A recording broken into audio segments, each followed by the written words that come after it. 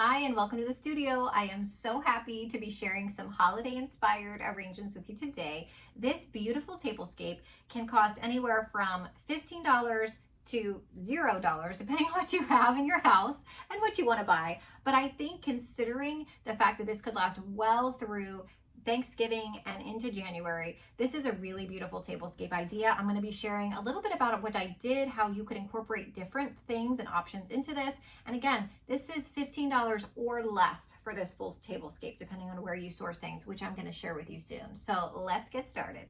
All right, so for this particular tablescape, I really wanted to have an elongated effect. You could have this on a pretty farmhouse table or maybe an entryway area. And what I love is its simplicity. This does not take a lot of time. These are things that probably most of you either already have or could find, or again, you could purchase all of this in entirety for $15 or less, depending on where you get things. So I wanted to share first and foremost these really pretty white ceramic vases.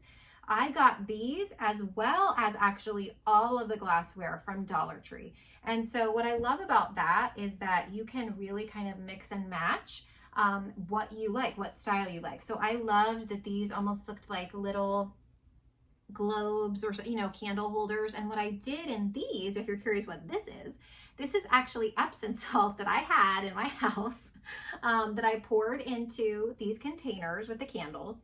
I had some fairy lights, but you can get those very cheaply on Amazon. Fairy lights, I had these little tea lights as well, all LED, so you can turn them on and off at your convenience. And then what I did was in these ceramic vases, I put some foraged greens, in this case magnolias.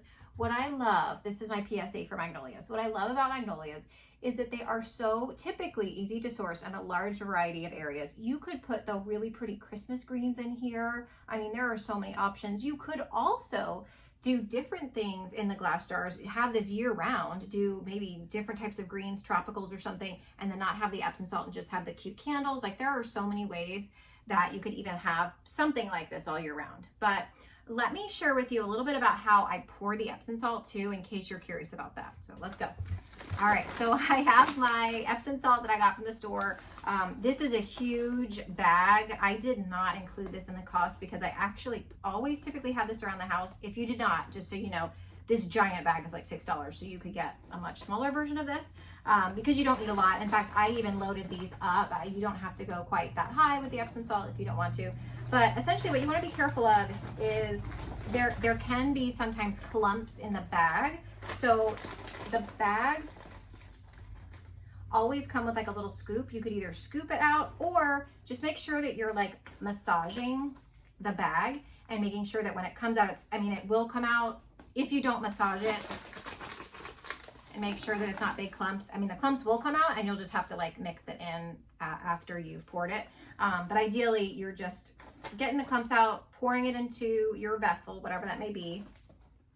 And then let me put this to the side. About to fall over. And then what I did after I put the Epsom salt in, which I love, is you can put your tea light a little bit into it. I think that's kind of fun too. So it like lights up a little bit around it. Oh, there's tea lights on its last leg. There we go. And it's just so sweet and wintry and mystical kind of. Fairy lights similarly. What I did here though is this actually has an on and off battery that I didn't want you to see. So I'm kind of placing that into the salt a little bit. You don't have to like totally bury it, but I'm kind of hiding that from sight. And then placing my fairy lights over that.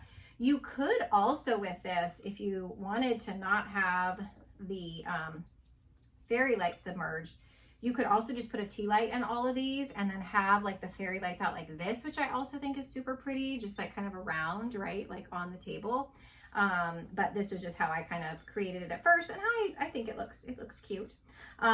Tea lights, similarly, I put in the little votive holders. These vases actually from Dollar Tree, these particular cool ceramic white ones, you could paint also. I just liked the white color and I felt it went with the theme. Underneath everything, I have an old scrap piece of fabric that's just pretty wintry greens, and I felt like could be a cool kind of table runner-like idea. But you know, this really can be done with a lot of things you probably already have around the house. But again, if you wanted to recreate this, you could on the cheap, within budget. And this is just the first of many exciting ideas that we're going to have this holiday season. So stay tuned. In the next couple of weeks, we're going to be sharing more budget-friendly, foraging, fun, floral, and entertaining and decor ideas with you. So I look forward to seeing you back at the studio very soon. Happy holidays!